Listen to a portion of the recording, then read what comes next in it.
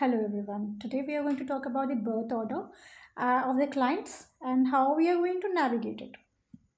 Okay. In psychology, we have read about the Adler's theory.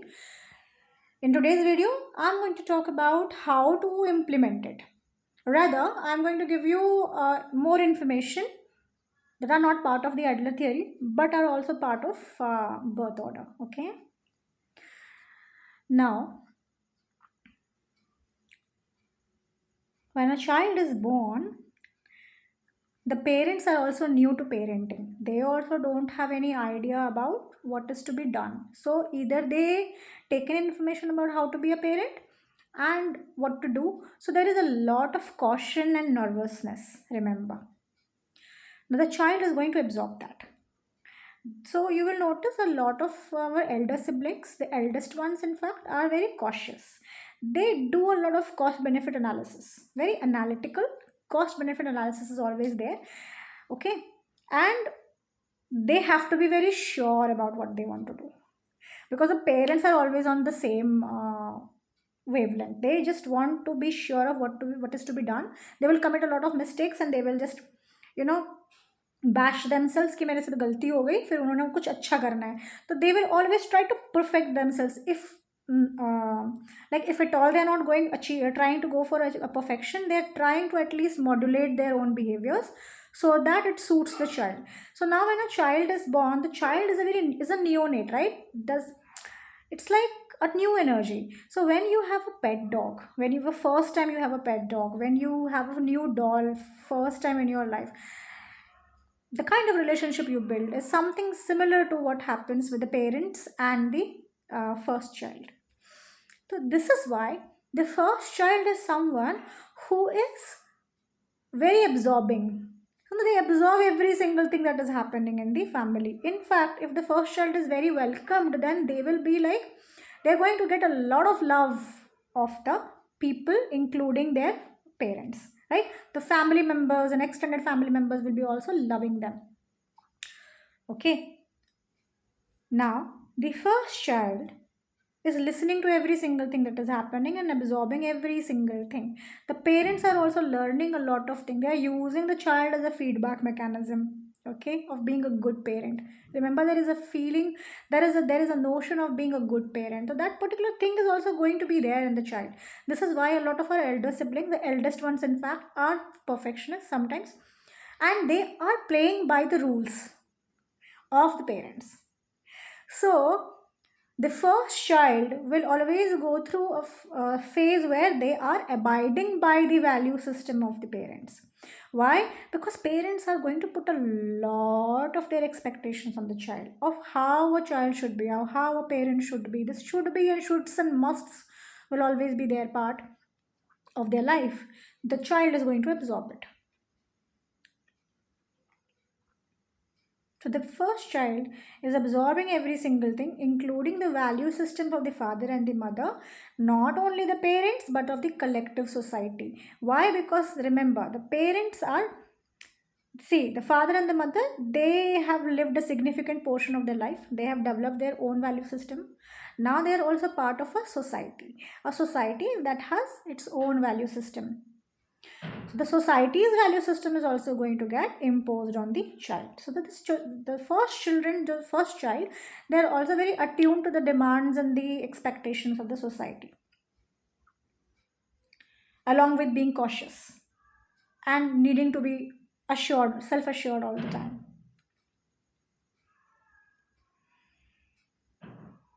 Now next comes the younger sibling, the next sibling. Here you have to ask your client what is the age gap between both of them if your client is a firstborn.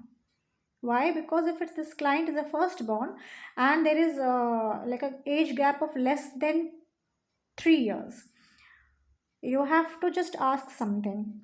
That is, if your client has any kind of oral fixation. Why?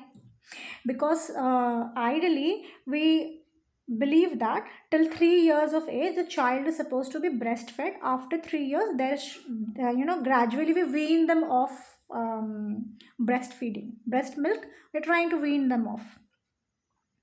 So if a child is born 2 years, 1 year, between 3 years, in fact, what happens? The breast milk is going to get produced for the second child as well.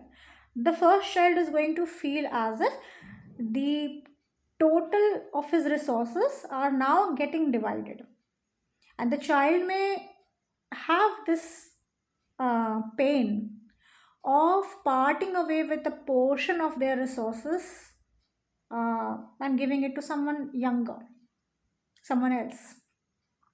It may start to play out in most of their relationships, where they will be, coming with the complaint like, मेरा मेरा तो maximum चीज़ें तो मेरे भाई को मिल जाता है.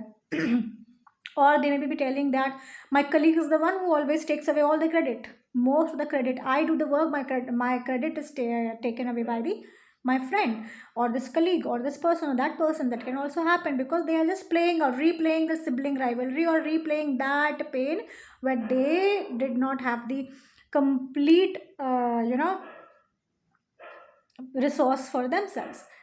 They had to part away with it. That parting away is going to show up in their life.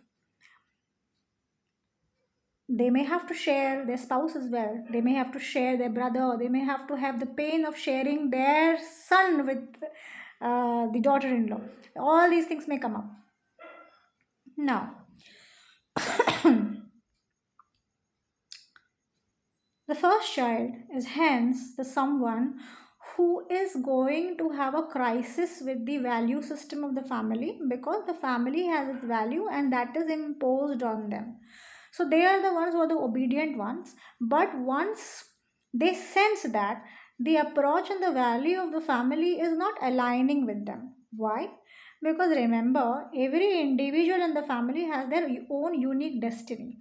They have to have their own value system. If that value system and the things they are taking from the parents are not aligning, it's not working for them, then they will have a lot of betrayal. So you will notice the clients who are 25, 27 years of age, they are going to tell you, they are going to show the signs of failure, that they have been trying their best in particular thing and they are not able to achieve it anymore. Their role of being perfect, their role of being obedient is no more working in the natural environment, in their environment anymore. It was working when they were in the family, but outside they are not able to run with that particular method anymore. Okay, so what happens gradually? This child, this person will decide, I won't abide, so I won't be obedient anymore, I won't be dutiful anymore. What I will be then? I will be rebel. So a lot of the clients, the younger, the teenagers, you will notice they will be stuck at rebelling. Okay, that particular that paradigm shift is going to happen in the client's life. So the crisis of the first child is value system, my way or their way. And you will notice entire life they will be you know working with this crisis. Either they will take up the family business, or they will have their own they will go for their own way, they will have their own way. Okay, and that crisis, even though they have chosen either of the side, they still will have to struggle with the crisis, because they have to find a middle ground with the value system. So that thus they are also taking a lot of responsibility. They are not only taking the responsibility of their father or their mother, they are taking the responsibility of the entire society. So when they are taking the responsibility to entire society, or whatever impression they have been given, in fact, the names that they have been given, if it's not aligning with their nature, that is also going to feel like a burden. Why? Because when someone gives you a name, they have an idea how you should be. Okay, if they are giving you a name called Shweta, they have an understanding you are going to be Shweta. Shweta is someone who is pure or white, whatever it is in their mind. So they will give it to them. In Western societies, they give the names of their favorite persons, the people they love. So they believing that this child will exhibit such qualities of that favorite person as well. So if that is also not aligning with the true nature of the child, it is going to feel like a burden. Any which way, it is a responsibility. Okay, this is why I ask my clients, who gave you your name? What's your name? And what do you feel about your name? A lot of people have identity crisis because they don't like their name. It's not aligning with their inner nature. However, coming back to the birth order, When the second child comes in, the second child looks at the father, the mother, and the elder sibling, and this child is quite understanding. Ki, yeah, okay, the value issues is taken up by the elder brother or elder sister, and the parents are like, we have tried every single thing. My child is not like how I wanted to. So let's this time we will be a little bit relaxed, and the second child we can see notice how the child is, right. We will accept because tera hai par mera hai, so we will just go with it. The child knows that they are okay with it. So the next set of inheritance that comes to the second child is the emotional inheritance. The second child, you will notice, is more attuned to the emotions of the father and the mother, or the child will have a favorite parent. Either it will be a father, if the father or the mother, whom the child is emulating, or the child is more attuned to emotionally. So you will notice the second child's the children are the one who are emotionally sensitive. Okay, they may not be as self-assured as the elder one, but they are more emotional. They attune to they have a favorite parent. Okay, and if after them another child comes in, so what happens, now the parents have nothing else to give, and the child only looks at the parents and is able to understand. The third child is able to see the lot of conflicts are there. My father has his own conflict, my mother has a conflict, my parents themselves have conflict, and they have issues in the family. So the third child takes up the issues of the family, especially the conflicts of the family. So the third child is more susceptible to migraines because they cannot stand conflict. They do not have enough conflict resolution strategies. Maybe the more major part of your treatment will be to work with their conflict, how to help them resolve their inner conflict, because they're too much into the conflict, they don't know who they are. So they will be carrying the conflict as somatic charges, like headaches, okay, migraine headaches, in fact.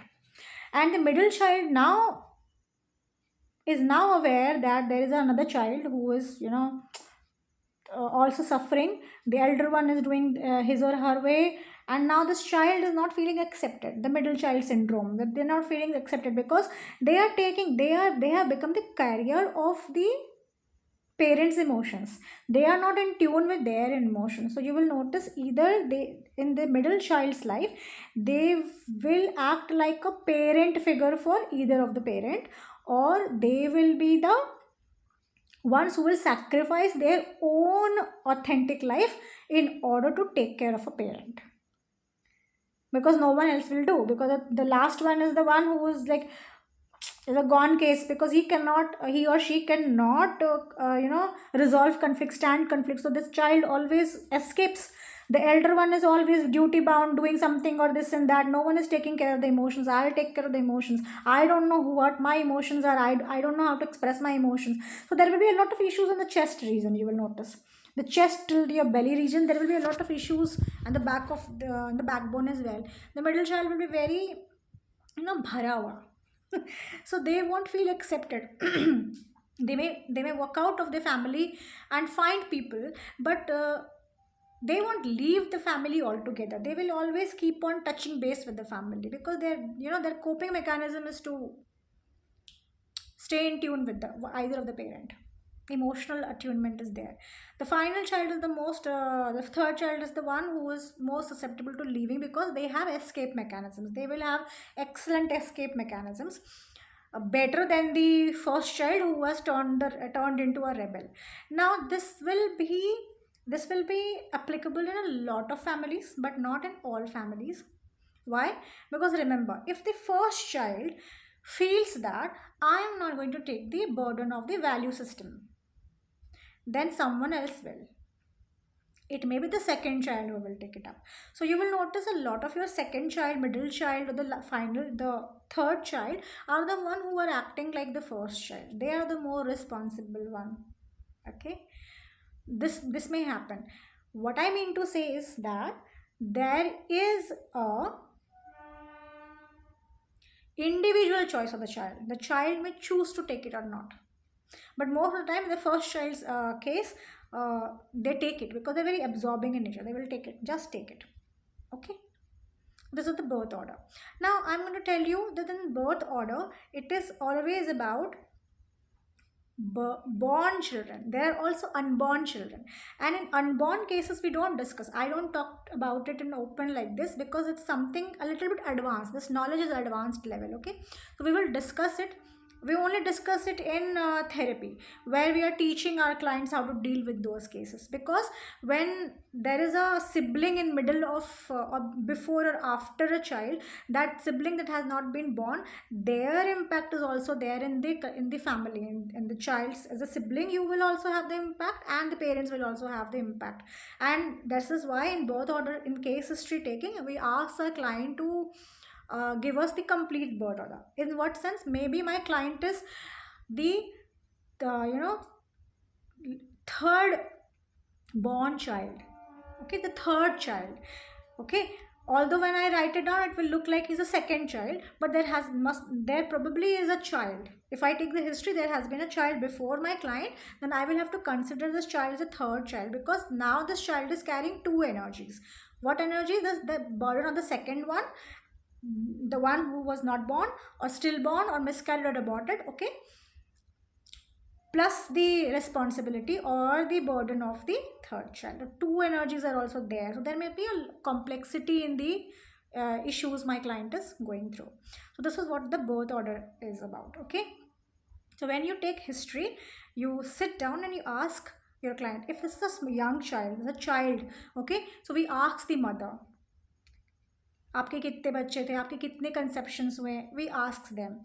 Lot of mothers are not comfortable discussing it, but for clinical purposes you will ask that. It's very important you take the history. Is in what sense? How was your pregnancy when this child was in your womb? Okay, that's the family environment you take. Remember I told you Adler gave his theory based on a Western family structure. In fact, the 11 children, not every family has 11 or 7 or 8 children, right? And not every family is a what do I mean to say, a normal single household. There are families, different family structures are there. So you are supposed to be very very understanding, and you have to open your mind a little, and you have to ask strategic questions like, how many people were there when you were born, how was your early childhood, what happened after your brother was born, your sister was born, okay, how is the relationship with your younger sibling, how do you feel in general about your mother, your parents having another child. This is how you ask questions about the family environment they got brought up with. So as I told you, the first child will have a, again please note it down, the first child will have value system crisis, okay.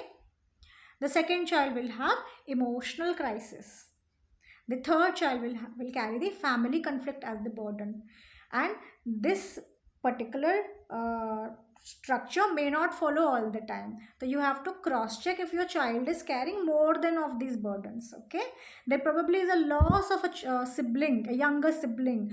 That particular burden is again going to be carried by the living sibling. Okay, so very very mindful, ask open-ended questions, try to gather more information as possible without adhering to the what I am telling you, like this is going to happen. No, this is a way it happens.